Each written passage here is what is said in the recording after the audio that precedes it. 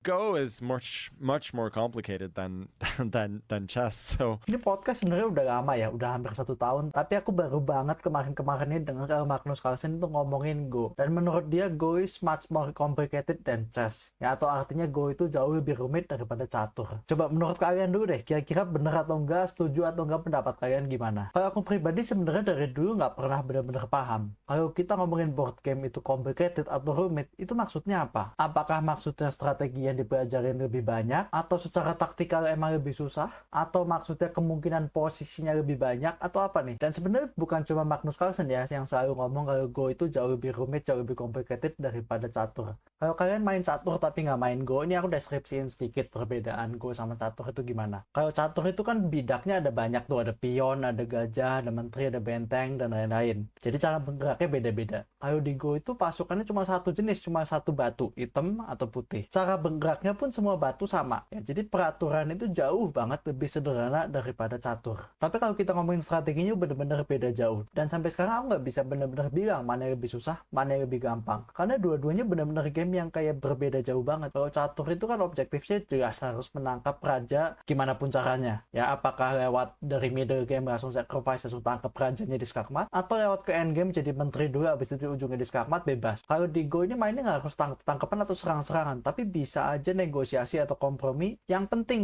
kita banyak-banyakan poin. Jadi kalau menurut kita main di sini poinnya lebih gede dari musuhnya, ya kita nggak usah ngajak berantem juga nggak ada masalah.